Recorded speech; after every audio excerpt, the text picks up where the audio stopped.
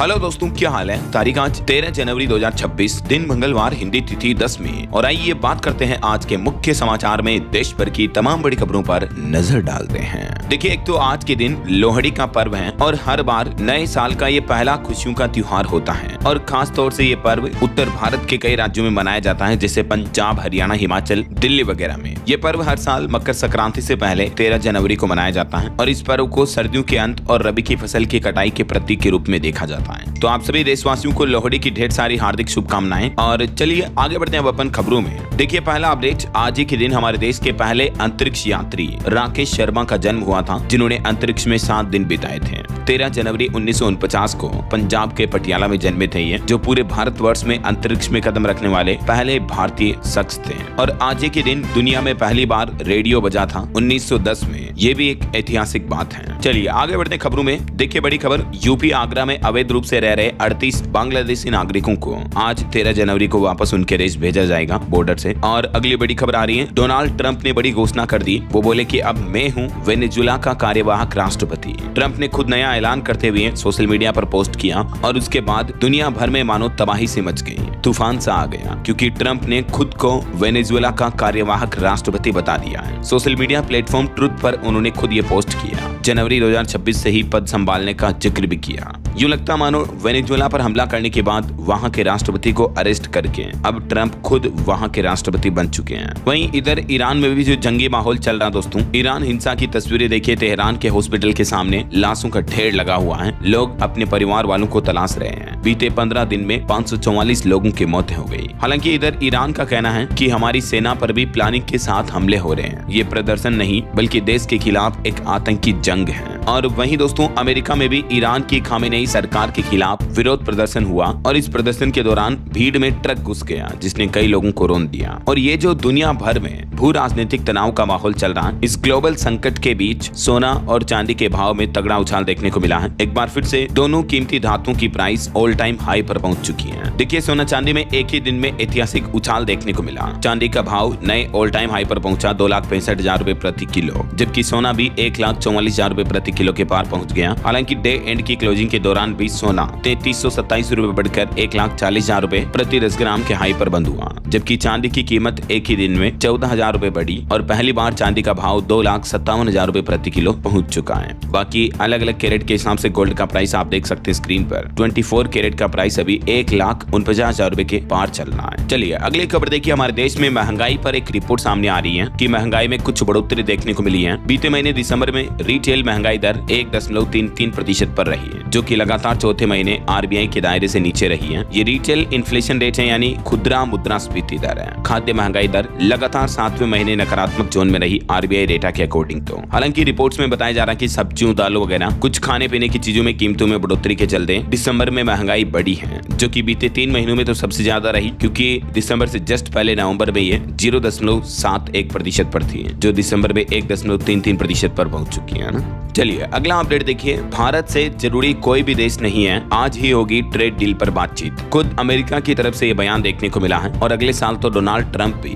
भारत का दौरा करने का ऐलान किया है। ये सब कुछ जानकारी दी गई है अमेरिका के नए राजदूत सर्जियो गोर की तरफ से। सबसे पहले तो उन्होंने भारत को अमेरिका के लिए एक महत्वपूर्ण देश बताया। उन्होंने पीएम मोदी और डोनाल्ड ट्रंप को सच्चा दोस्त कहा, जो कि मतभेद सुलझा लेते हैं। इसके साथ ही गोर ने बताया कि आज ही ट्रेड डील पर भी बातचीत होगी और ट्रंप अगले साल भारत भी आ सकते हैं। उन्होंने दोनों देशों के लिए सुरक्षा, आतंकवाद विरोधी और अन्य क्षेत्रों में सहयोग पर भी जोर दिया। तो अमेरिकी राजदूत के बयान के मुताबिक अमेरिका के लिए भारत से जरूरी कोई भी देश नहीं है। देखते हैं आज भारत अमेरिका ट्रेड डील के बीच क्या क्या बातचीतें होती हैं। दिन में जो भी अपडेट आएंगे मैं आपको बताता रहूंगा इसी चैनल डीएलएस न्यूज के माध्यम से। फिलहाल देखिए अगली खबर दोस्तों, एआई यानी आर्टिफिशियल इंटेलिजेंस पर पहली बड़ी चोट। दुनिया के 2 देशों ने इलोन मस्क के ग्रोक प्लेटफॉर्म पर ही बैन लगा दिया है। महिलाओं और बच्चों की उल्टी सीधी तस्वीरें बनाने के खातिर ये फैसला लिया है और उन 2 देशों में शामिल है दोस्तों, एक तो मलेशिया और दूसरा इंडोनेशिया। इन दोनों ने ग्रोक एआई पर प्रतिबंध लगा दिया है। हमारे भारत में भी आपको पता होगा सरकार ने चेतावनी दी थी, तो उसके बाद ग्रोक एआई पर कई सारी पाबंदियां भी लगा दी हैं। कई सारे सारे अकाउंट्स को भी डिलीट वगैरह किया गया, राइट। और AI से एक और चौंकाने वाली खबर सामने आ रही है दोस्तों, AI अब आपको शॉपिंग भी कराएगा। गूगल के जेमिनाई में बाय बटन मिलेगा, बिना वेबसाइट खोले ही पेमेंट कर पाएंगे। डिलीवरी और सर्विस की जिम्मेदारी रिटेलर की होगी। दिनों दिन आपको पता होगा एक से बढ़कर एक नए AI फीचर्स और टूल्स हमें देखने को मिल रहे हैं। इस बीच गूगल के जेमिनाई की तरफ से ये लेटेस्ट अपडेट जारी किया है, यानी जल्द ही जेमिनाई की मदद से आप ऑनलाइन शॉपिंग भी कर पाएंगे डायरेक्टली।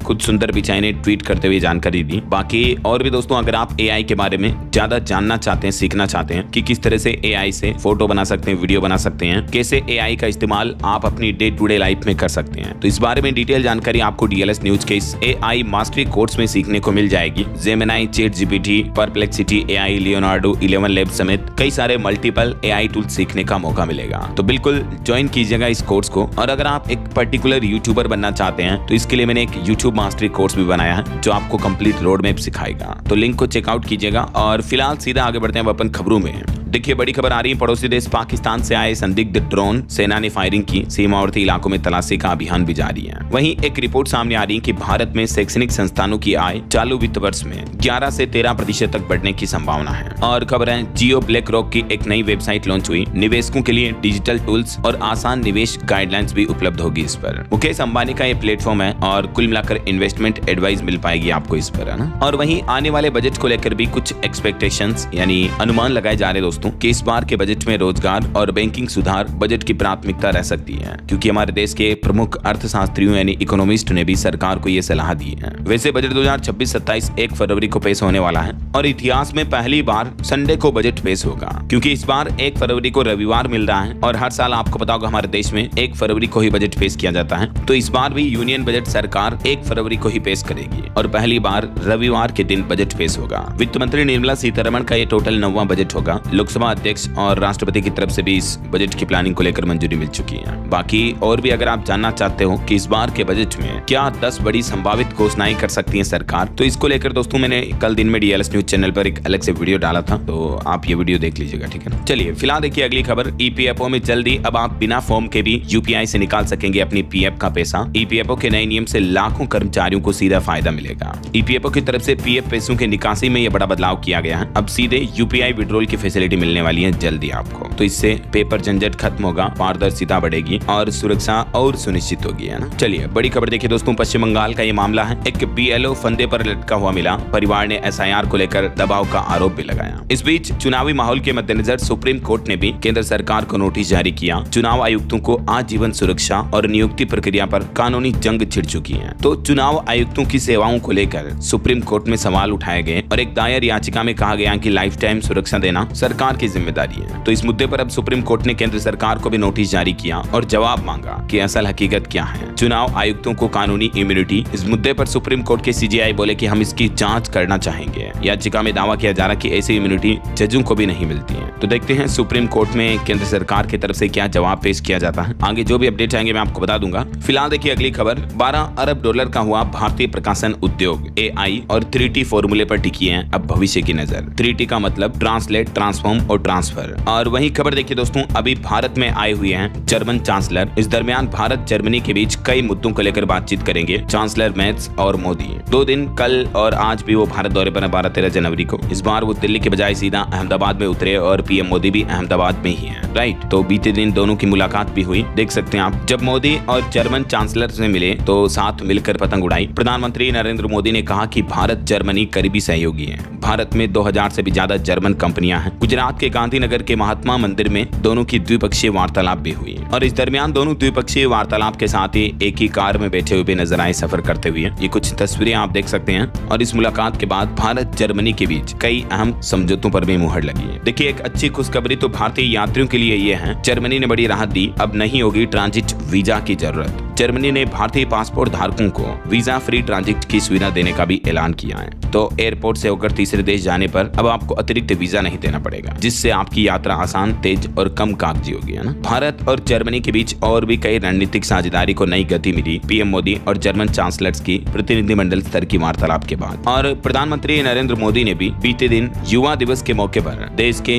यंग लीडर समिट में संबोधन देते हुए बोले कि देश के युवा रिस्क लेने से न डरें, सरकार आपके साथ है। विकसित भारत यंग लीडर्स डायलॉग में प्रधानमंत्री ने कहा कि युवा पौराणिक कथाओं पर गेम तैयार करें। चलिए अगली खबर देखिए दोस्तों। एक यूट्यूबर ब्लॉगर ने दावा किया कि राहुल गांधी से उनकी मुलाकात वियतनाम में हुई, फ्लाइट में भी साथ में थे, वो फोटो वीडियो भी पोस्ट किए। तो भाजपा बोली कि राहुल लीडर ऑफ पर्यटन है। ट्रेवल ब्लॉगर दक्ष ने यह दावा किया है। और बड़ी खबर देखिए, राजीव रंजन सिंह भी इजराइल का दौरा करने जा रहे हैं, जिससे भारत इजराइल के बीच मत्स्य पालन सहयोग को मिलेगी नई दिशा। ये केंद्रीय मत्स्य पालन, पशुपालन और डेयरी मंत्री हैं, जो 13 से 15 जनवरी तक यानी आज से 3 दिन इजराइल की आधिकारिक यात्रा पर रहेंगे। और खबर देखिए दोस्तों, उत्तर प्रदेश के इस जिले में 50,000 खाते खोलेगा डाक विभाग। कर्मचारी गांव-गांव जाकर ये काम करेंगे। यूपी के हरदोई में 24 जनवरी तक बचत बैंक अभियान शुरू किया गया है, ये इंडिया पोस्ट की तरफ से, और इसका मकसद है 50,000 नए खाते खोलना। चलिए अगला अपडेट देखिए दोस्तों। बीते दिन एक दुख भरी खबर देखने को मिली हमें। भारतीय अंतरिक्ष एजेंसी इसरो का PSLV-C62 रॉकेट रास्ते से भटक गया और ये 2026 का पहला अंतरिक्ष मिशन फेल हो गया।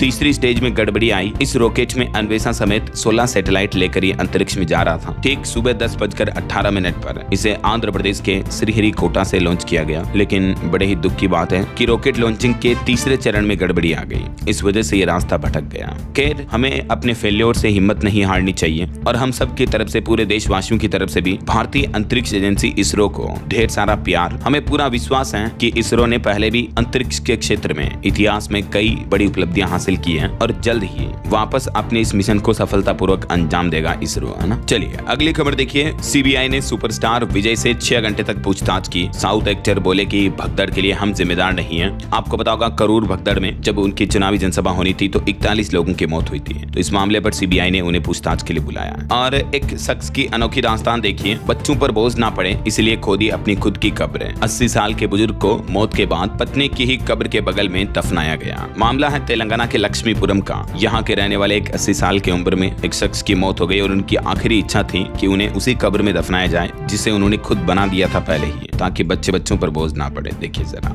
और वहीं खबर आ रही है महाराष्ट्र में एक बार फिर से भाषा विवाद के मुद्दे पर राजनीतिक बयानबाजी देखने को मिल रही है। राज ठाकरे बोले कि यूपी बिहार वाले महाराष्ट्र में हिंदी न थोपे वरना लात मारूंगा। मुंबई गुजरात को नहीं मिला, इससे कुछ ताकतें अब भी नाराज हैं। वहीं इधर राजस्थान में सिनेमा जगत के दिग्गज कवि गीतकार जावेद अख्तर भी बोले कि हिंदू और उर्दू खड़ी बोली की बेटियां हैं। भाषा का संबंध किसी धर्म से नहीं है, क्षेत्र और समाज से होता है। बहुत ही अच्छी बात कही है इन्होंने वाकई में, वरना आजकल तो भाषा के नाम पर कितनी गंदी पॉलिटिक्स होने लगी है, आप सबको तो पता ही होगा, है ना। और महाराष्ट्र के एक क्षेत्र की अनोखी पहल देखिए। लोन में बकरी देता है महाराष्ट्र के जलगांव का ये बैंक, और इस बैंक का नाम भी गोट बैंक ही है। डिपॉजिट में मेमना लौटाना पड़ता है। अब तक 300 से ज्यादा महिलाओं को आत्मनिर्भर बनाया इस बैंक ने। महाराष्ट्र के जलगांव का ये मामला है। लिटरली यहाँ पर गोट बैंक के नाम से बैंक चलाया जा रहा है। और खबर देखिए दोस्तों, बीते दिन हिमाचल प्रदेश में एक बड़ा हादसा हो गया। हिमाचल के सोलन में भीषण आग लगी, जिसमें एक तो बच्चा जिंदा जल गया। 9 लोग अभी भी लापता बताए जा रहे हैं। क्षत विक्षत हालत में मिल रहे हैं बॉडी पार्ट्स भी। 8 मकान जलकर राख हो गए। हिमाचल के सोलन जिले के अर्की बाजार इलाके में ये भीषण आग लगी है। मरने वालों की संख्या और भी बढ़ सकती है, क्योंकि 9 लोग तो गायब बताए जा रहे हैं। और मध्य प्रदेश के इंदौर में जो गंदे पानी का मामला देखने को मिला, उसमें मरने वालों का सिलसिला भी रुकने का नाम नहीं ले रहा है। अब 23वें शख्स की मौत हो गई। इंदौर में टोटल 23 जाने तो जा चुकी हैं और आईसीयू में भर्ती मरीजों की संख्या भी बढ़कर 13 हो गई है। कई दिनों से अभी भी 3 मरीज वेंटिलेटर पर भर्ती हैं। तो कहने का मतलब ये है कि मरने वालों का आंकड़ा और बढ़ सकता है। देखिए प्रशासन की गंभीर लापरवाही, कितने लोगों की जाने लगी आखिर। बहरहाल अभी तो अपन कुछ और महत्वपूर्ण और काम की खबरें देखेंगे दोस्तों, लेकिन फिलहाल वक्त तो चला है आज के ताजा मौसम समाचार जानने का। और हाँ, एक छोटी सी रिक्वेस्ट आपसे ये है कि DLS न्यूज चैनल से अभी तक भी आप जुड़े नहीं हो तो जुड़ जाइए। चैनल को सब्सक्राइब करके बेल आइकन जरूर दबा दीजिएगा और इस वीडियो पर एक लाइक और शेयर भी कर देना, ताकि आपको रोजाना की ताजा खबरें, महत्वपूर्ण मुख्य समाचार, काम के न्यूज अपडेट सबसे पहले आपके मोबाइल पर मिलते रहेंगे। ओके, और चलिए बिना टाइम वेस्ट किए सीधा आगे बढ़ते मौसम अपडेट में। देखिए राजस्थान के कुछ जिलों में -2 डिग्री पारा चलना, तो उत्तराखंड में -16 डिग्री। MP UP यानी मध्य प्रदेश उत्तर प्रदेश में भी घना कोहरा छाया हुआ है। बिहार में भी कोल्ड डे का अलर्ट है। राजधानी दिल्ली में ठंड का 13 साल का रिकॉर्ड टूट चुका है। कुछ अलग अलग राज्यों के मौसम की विस्तृत जानकारी देखिए आप। मध्य प्रदेश में तो दतिया सबसे ठंडा इलाका चल रहा है, जिसका तापमान 5.5 डिग्री के लगभग चल रहा है। बाकी कई जिलों में घना कोहरा छाया हुआ है। इस वजह से कई ट्रेनें भी लेट हुई। और उत्तर प्रदेश में देखिए भीषण ठंड का प्रकोप, लिटरली कोल्ड की वजह से 2 लोगों की मौत हो गई। पारा 3-3.5 डिग्री तक चल रहा कई जिलों में। 8वीं तक के स्कूल भी बंद है। 6 शहरों में 50 ट्रेनें भी लेट हुई। बर्फीली हवाओं से लोग कांपने लगे हैं। उत्तर प्रदेश में मानो ठंड का रेड अलार्म बज चुका है। अगले 24 घंटों में और लुढ़केगा तापमान। लखनऊ, नोएडा समेत कई जिलों में IMD यानी भारतीय मौसम विज्ञान विभाग ने डराने वाली चेतावनी जारी की है। शीतलहर की वजह से ठंड और बढ़ सकती है। ऐसा राजस्थान की भी ये तस्वीरें देखिए, कुछ जिलों में तो तापमान -2 डिग्री चल रहा है, बर्तनों में रखा पानी भी जमने लगा है। जयपुर में सर्दी से एक व्यक्ति की मौत हो गई और राजस्थान के 11 जिलों में स्कूलों की छुट्टियां भी बढ़ाई गई। बिहार के मुजफ्फरपुर में देखिए बड़ी सड़क दुर्घटना हो गई, कोहरे के चलते 2 ट्रक भिड़े। आज भी पूरे प्रदेश में कोल्ड डे का अलर्ट है। पंजाब में भी अगले 24 घंटे घना कोहरा छाया रहेगा। अमृतसर बठिंडा में शीतलहर चलेगी। जालंधर में ट्रक पिकअप की टक्कर हुई, एक शख्स की मौत भी हो गई। और पहाड़ी राज्यों की बात करें दोस्तों तो उत्तराखंड में देखिए चढ़ने से गिरते ही पानी बर्फ बन रहा है, इतनी ठंड की स्थितियां चल रही हैं। स्कूलों का टाइम भी बदला गया। हरिद्वार और उधम सिंह नगर में कोल्ड डे का अलर्ट है और 5 दिन बाद उत्तराखंड में बर्फबारी की भी चेतावनी है। कुछ ऐसी स्थितियां हिमाचल प्रदेश में भी चल रही है। हिमाचल में भी 16 जनवरी से बर्फबारी फिर से शुरू होगी। वेस्टर्न डिस्टर्बेंस एक्टिव होगा। शिमला के तापमान में 5.5 डिग्री तक का उछाल भी देखने को मिला। हरियाणा में भी देखिए दोस्तों करनाल में धुंध में एक कार तालाब में गिरे एक शख्स की मौत हो गई। कई जिलों में तगड़ा कोहरा वगैरह छाया हुआ है। छत्तीसगढ़ में भी कड़ाके की ठंड का माहौल है। स्कूलों का समय वगैरह बदला गया। इस बीच अगले 2 दिन 13-14 जनवरी को हमारे देश में मौसम की स्थितियां क्या रह सकती हैं, जिसकी जानकारी आप देख सकते हैं स्क्रीन पर। भारत के इन राज्यों में कोहरा व शीतलहर का अलर्ट रहेगा और बाकी दक्षिण भारत में तमिलनाडु पुडुचेरी वगैरह में बारिश की भी संभावना है ना। ओके, और चलिए मौसम के बाद आगे बढ़ते खबरों में कुछ मार्केट अपडेट्स पर नजर डाल लेते हैं दोस्तों। देखिए बीते दिन भारतीय शेयर बाजार में आखिरकार रुकावट पर विराम लगा और सेंसेक्स में 302 अंकों की तेजी देखने को मिली। निफ्टी भी 107 अंक की बढ़त में रहा। कुछ कंपनियों के अपडेट्स देखिए। HCL टेक का मुनाफा 11% घटकर 4000 करोड़ रुपए रहा। 12 रुपए प्रति शेयर डिविडेंड भी देगी कंपनी। TCS का मुनाफा भी 14% घटा और 10,500 करोड़ के लगभग रहा। सरकारी कंपनी PFC की NCD में लगभग 7.30% तक सालाना ब्याज मिलेगा आपको। निवेशकों के लिए खबर है 5000 करोड़ जुटाने की तैयारी में है कंपनी। 16 जनवरी से ही इसका इश्यू खुलने जा रहा है। और वहीं 15 जनवरी को दोस्तों महाराष्ट्र में जो BMC के चुनाव होंगे तो इन चुनावों के चलते शेयर बाजार 15 जनवरी को बंद रहेगा। महाराष्ट्र सिविक पोल्स के कारण NSE BSE पर ट्रेडिंग नहीं होगी। और निवेशकों के लिए एक और खबर है, श्री राम AMC ने लॉन्च किया नया मनी मार्केट फंड है, जहां निवेशकों को सुरक्षित और बेहतर रिटर्न मिल पाएगा। वहीं भारतीय स्टेट बैंक SBI का क्रेडिट कार्ड अगर आप यूज करते हो डेबिट क्रेडिट कार्ड तो SBI के तो अब नॉन SBI ATM से पैसा निकालना महंगा होगा। इस पर भारतीय स्टेट बैंक SBI ने चार्जेस बढ़ा दिए हैं। 23 रुपए प्लस GST देना पड़ेगा और सैलरी अकाउंट पर अनलिमिटेड फ्री ट्रांजैक्शन को भी खत्म कर दिया है देश के सबसे बड़े सरकारी bank state bank of India ने। ये क्या क्या चार्जेस बढ़ाए गए हैं जिसकी कुछ डिटेल जानकारी भी आप देख सकते हैं। सबसे ज्यादा असर सैलरी अकाउंट होल्डर्स के लिए बड़े बदलाव के रूप में देखने को मिलेगा ना। चलिए आगे बढ़ते हैं खबरों में। देखिए दोस्तों उत्तर प्रदेश के देवरिया का ये मामला है। मजार के बाद अब मस्जिद का चबूतरा तोड़ा, 26 पिलर गिराए। मस्जिद गिराने से पहले आखिरी नमाज भी पढ़ी गई। और वहीं खबर है चाइना ने एक बार फिर से जम्मू कश्मीर के शख्स काम घाटी को अपना बताया। कहा कि पाकिस्तान तक सड़क अपने इलाके में बना रहे हम। हालांकि भारत ने इसे अवैध कब्जा कहा था, उस पर अभी भी चाइना अपना दावा जमा रहा। देखिए जरा यार। और बड़ी खबर आ रही है, वेस्ट बंगाल के एम्स कल्याणी में संदिग्ध निपाह वायरस के 2 मामले सामने आए। इसके बाद केंद्र सरकार ने प्रतिक्रिया दल भी तैनात किया। भारत के पश्चिम बंगाल राज्य में ये निपाह के 2 केस मिले हैं और इस मुद्दे के बाद केंद्रीय स्वास्थ्य मंत्री बोले कि national joint outbreak response team बनाई गई है। एक्सपर्ट की टीम भी बंगाल भेजी गई है केंद्र सरकार के द्वारा। और बड़ी खबर देखिए, उत्तर प्रदेश के 17 लापरवाह मेडिकल अफसरों को बर्खास्त कर दिया। लखनऊ के 4 डॉक्टरों से भी जवाब तलब किया। 3 डॉक्टरों को चेतावनी भी दी। यूपी की योगी सरकार की तरफ से डिप्टी CM ने यह कार्यवाही की। और एक खबर देखिए दोस्तों, भारत चीन के युद्ध में 600 किलो सोना देने वाली महारानी का निधन हो गया। बिहार के दरभंगा महाराज ने 3 शादियां की थी, एक भी संतान नहीं थी। तो उन 3 शादियों में एक महारानी थी ये काम सुंदरी देवी, जो भी दरभंगा राजघराने की रानी थी उस वक्त। तो काफी दिनों से बीमार चल रही थी। आखिरकार 96 साल की उम्र में इन्होंने अंतिम सांस ली। अच्छी बात यह है दोस्तों कि जब 1962 में भारत चाइना वॉर हुआ था, युद्ध हुआ था दोनों देशों के बीच, तो सरकार ने मदद की गुहार लगाई थी देशवासियों से और उस वक्त दरभंगा राज सबसे पहले मदद के लिए आया। 600 किलो 6 क्विंटल सोना उस वक्त मदद के लिए दिया दरभंगा राज परिवार की तरफ से, है ना। चलिए अगला अपडेट देखिए, ऑटो इंडस्ट्री से खबर आ रही है। विनफास्ट ने भारत में 4 महीने में 1000 इलेक्ट्रिक कार बेची। टाटा महिंद्रा और MG के बाद चौथी सबसे बड़ी EV कंपनी बन चुकी है। सितंबर में 2 मॉडल लॉन्च किए थे कंपनी ने। और खबर है दोस्तों, वॉशरूम में बेहोश हुए भारत के पूर्व उपराष्ट्रपति जगदीप धनखड़, अभी दिल्ली एम्स में उनको भर्ती कराया गया है। हम जल्द ही उनके स्वस्थ होने की कामना करते हैं। 1 सप्ताह में 2 बार वो बेहोश हो गए हैं। अब उनकी MRI और मेडिकल टेस्ट होगा। चलिए अगली खबर आ रही है, बिहार के इंजीनियरिंग कॉलेजों में AI क्रांति शुरू होने जा रही है। केंद्र सरकार खुद देगा 30 लाख रुपए तक का बजट, IIT करेंगे मेंटर। वहीं बिहार के मेडिकल कॉलेजों में 1445 जूनियर डॉक्टरों की भी जल्दी नियुक्ति होगी। 65,000 रुपए तक का मानदेय दिया जाएगा। नीतीश सरकार की तरफ से ये घोषणा की गई है, तो इससे स्वास्थ्य व्यवस्थाएं और बेहतर होगी, है ना। और खबर है दोस्तों, मध्य प्रदेश में बिजली उपभोक्ताओं को बड़ा झटका लगा। KW नहीं बल्कि अब KVA के आधार पर बनेगा बिल, जिससे कि 15% तक बिजली का खर्च बढ़ सकता है। इतने दिन KW यानी किलोवाट पर बिजली बिल जनरेट होता था, राइट, लेकिन अब इसकी बजाय किलो वोल्ट एम्पियर KVA के आधार पर बिजली बिल जनरेट होगा। मध्य प्रदेश क्षेत्र विद्युत वितरण कंपनी ने ये नियम में प्रस्तावित बदलाव करने का ऐलान किया है, तो इससे मध्य प्रदेश में बिजली उपभोक्ताओं की बिजली और महंगी हो सकती है ऐसा। और यूपी सरकार की एक नई पहल देखिए, विवाहित बेटियों को अब ससुराल में मिलेगा मुफ्त राशन, शादी के बाद राशन कार्ड से नहीं कटवाना पड़ेगा नाम। खाद्य एवं रसद विभाग की तरफ से नई पहल की जा रही है। अब बेटियों की जहां शादी हुई है ना, वहां के राशन कार्ड को पूर्ति निरीक्षक कार्यालय ले जाने के बाद विवाहिता का नाम ससुराल पक्ष में ऑटोमेटिक तुरंत जुड़ जाएगा। अब लंबा समय तक इंतजार नहीं करना पड़ेगा, वरना पहले 45 से 90 दिन तक का समय लग जाता था इस पूरी तकनीकी प्रक्रिया में, राइट।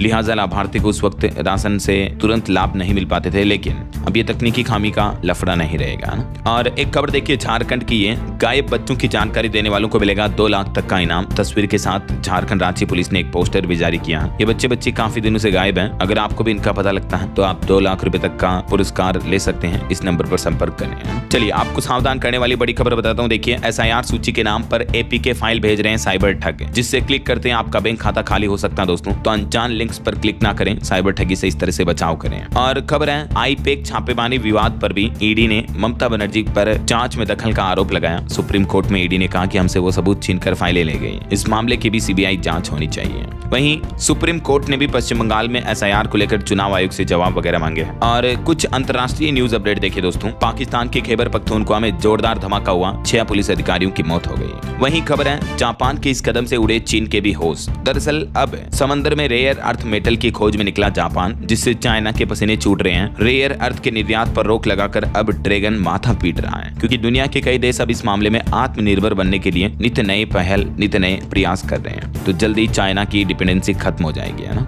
और खबर है अमेरिकी राष्ट्रपति डोनाल्ड ट्रंप ने अब ग्रीनलैंड की सुरक्षा व्यवस्था का भी मजाक उड़ाया। कुत्तों से खींची जाने वाली गाड़ी से उनकी तुलना की है। वहीं इधर अमेरिका में भी ईरान विरोधी रैली में एक ट्रक घुसा कई लोगों को कुचल दिया। ईरान हिंसा में अब तक तकरीबन 550 लोगों की मौतें हो चुकी हैं। तो ये ईरान का विरोध प्रदर्शन का असर अमेरिका तक दिख रहा है, देखिए जरा।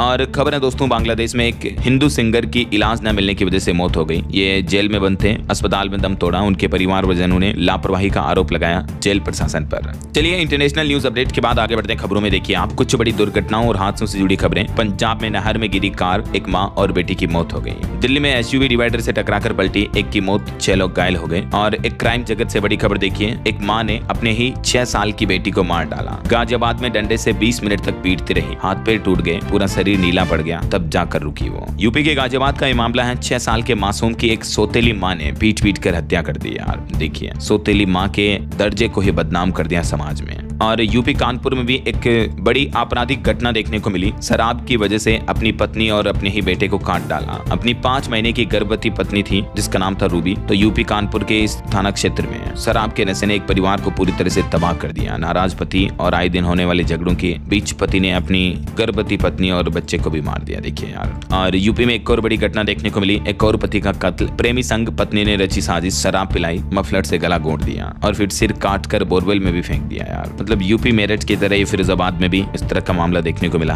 तीसरे शख्स की वजह से पत्नी ने पति की हत्या कर दी है। चलिए आगे बढ़ते हैं खबरों में। कुछ खेल समाचार पर अपडेट देखिए आप। एक तो विश्व कप यानी वर्ल्ड कप के कार्यक्रम में बदलाव नहीं होगा। ICC ने जताया भारत में सुरक्षा का भरोसा। ICC का कहना कि बांग्लादेश को भी भारत में ही T20 वर्ल्ड कप खेलना होगा। वेन्यू बदलने की मांग को खारिज कर दिया। वहीं शिखर धवन ने अपनी गर्लफ्रेंड से सगाई की। सोफी साइन अमेरिकी कंपनी में वाइस प्रेसिडेंट है। 2023 में इनका तलाक हुआ था, अब इन्होंने नई सगाई कर ली है। और विराट कोहली क्रिकेट के दूसरे टॉप स्कोरर बने। वहीं WPL पर भी खबर है। वुमेन्स प्रीमियर लीग में RCB की लगातार दूसरी जीत हुई। यूपी वॉरियर्स को 9 विकेट से हराया। चलिए आगे बढ़ते हैं खबरों में दोस्तों। देखिए बड़ी खबर, PM नरेंद्र मोदी 18 जनवरी को हरी झंडी दिखाएंगे। झारखंड में धनबाद को मिलेगी हावड़ा आनंद विहार अमृत भारत एक्सप्रेस ट्रेन। और वहीं देखिए एक युग का अंत हुआ। 14 जनवरी मकर संक्रांति के बाद साउथ ब्लॉक खाली करेगा PMO। सेवा तीर्थ होगा अब नया ठिकाना, यानी PM मोदी का नया ऑफिस बनकर तैयार हो चुका है। अब पुराने PMO ऑफिस को PM अलविदा कहेंगे। और ये नया ऑफिस रायसीना हिल्स के पास बना है। यहीं पर नया आवास भी बन रहा है। मोदी इसी महीने इसमें शिफ्ट हो सकते हैं। 2 मुहूर्त भी निकाले गए इसके लिए।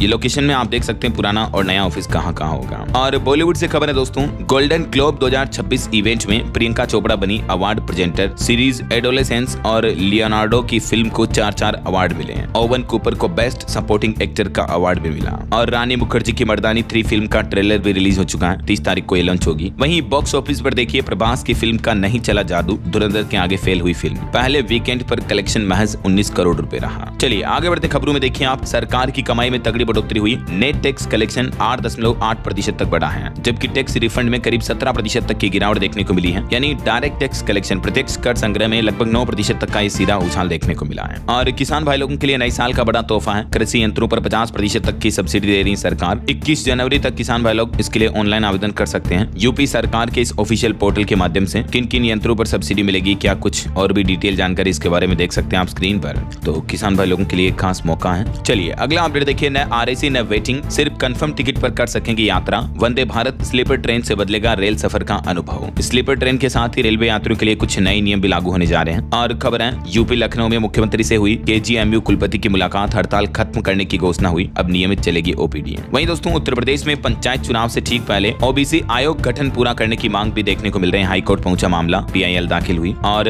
RBI के डिप्टी गवर्नर ने भी चेतावनी जारी की, बैंकों में बढ़ता डिजिटलीकरण बदल रहा है वित्तीय जोखिमों का स्वरूप, तो नए उपाय लागू करना जरूरी है ताकि लोगों को फाइनेंशियल जोखिम कम रहे। ऐसा जैसे जैसे डिजिटलाइजेशन बढ़ रहा है, सुविधाएं भी बढ़ रही है, तकनीक से फायदा भी मिल रहा है, लेकिन खतरे भी बढ़ते जा रहे हैं। ऐसा और खबर है डिलीवरी बॉय बने राघव चड्ढा, कंधे पर बैग लटकाकर सड़क पर उतरे आम आदमी पार्टी के नेता, घर घर पहुंचाए ऑर्डर। और इसके लिए उन्होंने एक वीडियो भी शेयर किया। गिग वर्कर्स के लिए आवाज उठा रहे, उनके अधिकारों की बात करे राघव चड्ढा ने अब ये अनोखा तरीका अपनाया है। और एक बड़ी चिंताजनक रिपोर्ट सामने आ रही दोस्तों, देखिए एक लोन भरने के लिए दूसरा लोन ले रहे हैं लोग बाग। यूपी काशी में तकरीबन 50,000 लोगों को क्रेडिट कार्ड की लत से लग गई है। और यूपी में आसान हुए कैरेक्टर सर्टिफिकेट, किराएदार सत्यापन समेत कई काम इस सर्टिफिकेट के माध्यम से कराए जा सकते हैं। योगी सरकार ने इस पर नई व्यवस्था भी शुरू की है। उत्तराखंड के लोगों के लिए भी खुशखबरी है, राज्य में अब घर बैठे दर्ज होगी जमीन संबंधित शिकायतें। मुख्यमंत्री पुष्कर सिंह धामी जल्दी इसको लेकर एक नया पोर्टल भी लॉन्च करेंगे ना। वहीं खबर है हिमाचल प्रदेश में छोटी जल विद्युत परियोजनाओं को राजस्व कर में रियायत देने की भी तैयारी कर रही है सरकार ने, 2% टैक्स का फैसला भी लिया। और वहीं खबर है यूपी अयोध्या के बाद अब उड़ीसा पुरी में भी मांस मदिरा पर बैन लगाने की मांग तेज हुई, कानून मंत्री को याद दिलाया पुराना वादा। वहीं देखिए SC/ST आरक्षण में क्रीमी लेयर सिद्धांत लागू करने की मांग को लेकर सुप्रीम कोर्ट में याचिका लगाई, अब सर्वोच्च न्यायालय ने केंद्र सरकार से भी जवाब मांगा। वहीं एक चौंकाने वाली सर्वे रिपोर्ट सामने आ रही दोस्तों कि असमानता अभी भी हमारी दुनिया में देश में सबसे बड़ी चिंता है। 36% युवा चुनाव लड़ना चाहते हैं, 48% युवा अमीर और गरीब के बीच बढ़ती खाई से चिंतित हैं, लेकिन फिर भी युवाओं को कई बार मौके नहीं मिलते हैं असमानता की वजह से। देखिए आप और देश के बैंकिंग सेक्टर पर एक और रिपोर्ट सामने आ रही, देखिए बड़ा बदलाव हुआ, बीते 20 सालों में 23 गुना बढ़ा बिना गारंटी वाला कर्ज भी। ये कुछ डेटा आप देख सकते हैं इन्फोग्राफिक्स में। और वहीं खबर है गुजरात में भारत जर्मनी औद्योगिक समागम पर एक बड़ी साझेदारी हुई। PM मोदी बोले कि देश में 2000 से ज्यादा जर्मन कंपनियां सक्रिय हैं। चांसलर से मुलाकात के दौरान PM ने कुछ ये बड़ी घोषणाएं की हैं। और खबर है राजस्थान में 1 लाख भर्तियों का कैलेंडर जारी हो चुका है, एक साल में होने वाली भर्ती के बारे में पता चलेगा। कुछ और एजुकेशनल अपडेट्स देख लेते हैं फटाफट से। देखिए आप देश के युवाओं के लिए अच्छी खबर है, अग्निवीर वायु 2027 भर्ती के लिए पंजीकरण शुरू हो चुके हैं, मार्च में होगी परीक्षा। और वहीं देखिए कुछ सरकारी नौकरियों के अपडेट, हरियाणा में 5,500 पदों पर भर्ती निकली है। ग्रुप C के भी 3112 पदों पर भर्ती का नोटिफिकेशन जारी हुआ। ये अलग अलग पदों पर रिक्रूटमेंट वैकेंसी वगैरह की डिटेल्स भी आप देख लीजिएगा, ठीक है ना। हरियाणा में भी ये वैकेंसी निकली हुई है। और वहीं खबर आ रही दोस्तों JEE एडवांस के पैटर्न में भी बदलाव हो सकता है, परीक्षा में एडेप्टिव टेस्टिंग लाने पर विचार किया जा रहा है। ओके और अंत में आज के राशिफल पर नजर डालते हैं। देखिए मेष राशि वालों को करियर में जिम्मेदारी मिलने के योग हैं और मकर राशि वालों के करियर में अचानक बदलाव भी दिख सकते हैं। और भी कुछ अलग अलग राशियों का राशिफल आप देख सकते हैं स्क्रीन पर। और हाँ दोस्तों आप मुझे कमेंट करके बताइए कि आप कौन से राज्य में रहते हैं, ताकि मैं आपके राज्य के समाचार भी आपके मोबाइल तक पहुंचा दूंगा। और बाकी इस वीडियो को लाइक और शेयर करना, DLS न्यूज चैनल को सब्सक्राइब करके बेल आइकन जरूर दबा देना, रोजाना ऐसी इन्फॉर्मेटिव जानकारियां, महत्वपूर्ण समाचार देखते रहने के लिए। ओके ख्याल रखिएगा अपने आप का, अपने परिवार का। मिलेंगे अगले नेक्स्ट अपडेट में, तब तक के लिए जय हिंद, जय भारत, वंदे मातरम।